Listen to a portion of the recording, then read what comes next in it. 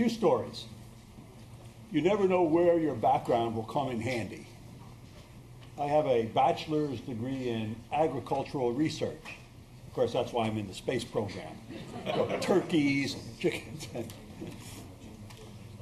actually has come in handy a few times. One of my first jobs working with NASA JPL had to do with surveyor back in 1963. I was doing lunar soil mechanics experiments. That was one of the things surveyor was going to do. It turned out I was the only one that they could find in Washington who knew anything about lunar or about soil mechanics. So I'd gotten it in my agricultural training. Then some decades later, I was at a meeting with the NASA administrator. They were talking about biology experiments on the space lab. There was a fellow up there from the academic community speaking about embryology of eggs and chicks. I got into a very back and forth discussion. The administrator looked at me cross-eyed, said, "Where the hell did you learn all this about embryology?" I never told him that it was chicken embryology 101. You never know where your background will come in handy, and don't tell the secrets. Other things which are of interest is the human element. All of you know how to solve science and technical problems. Those are almost in the realm of the trivial. Where we have our greatest issues and problems comes in the personal interactions with teams, bosses, people who work for us. So learning those personal skills is one of the things that through the APPEL program we'll be learning how to do. And I can't overemphasize, it only took me 50 years to learn this, the importance of that, the communication, really understanding, are we hearing one another? Are we speaking so that we can be understood?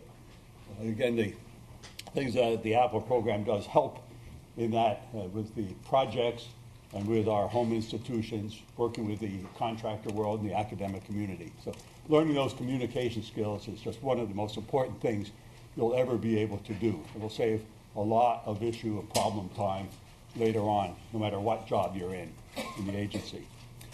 There are a few other things while we're getting set up here that I'd like to remark on. Things that struck me as a little odd at the time. Carolyn mentioned how as a GS9 she got handed some responsibilities that, particularly in retrospect, probably say, how did that happen? I had the same kind of experiences. During the Apollo mission development, the head of manned spaceflight, George Miller, called a sudden meeting 1 hour to go and wanted me to come over and defend the science that was going to be done on Apollo 15 through 17 in orbit, the orbital science. He was ready to take it off because of the budget problems.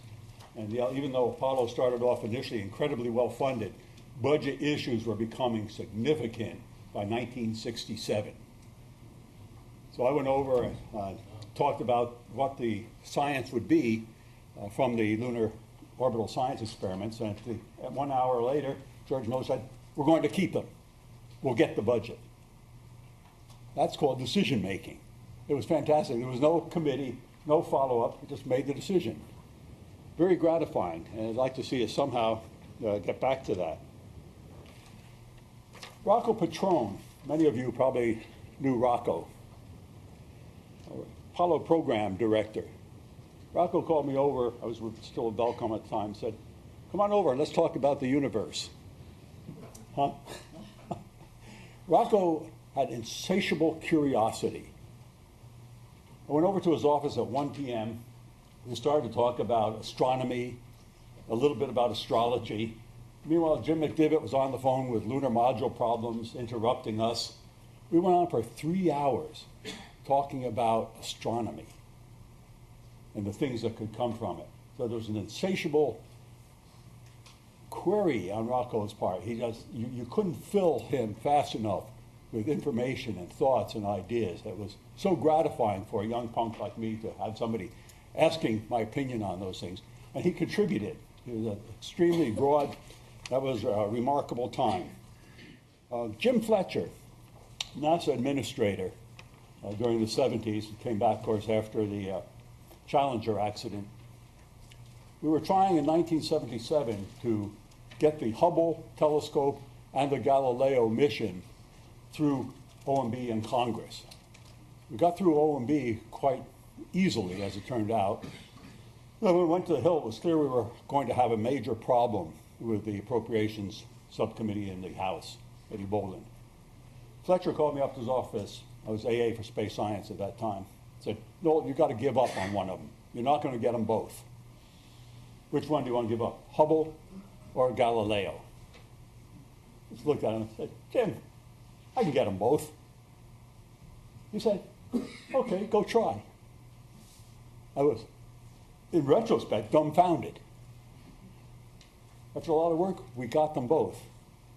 And I went back after the Hill vote and said, "Jim told you we could get them." He looked at me and said, "You may live to regret that."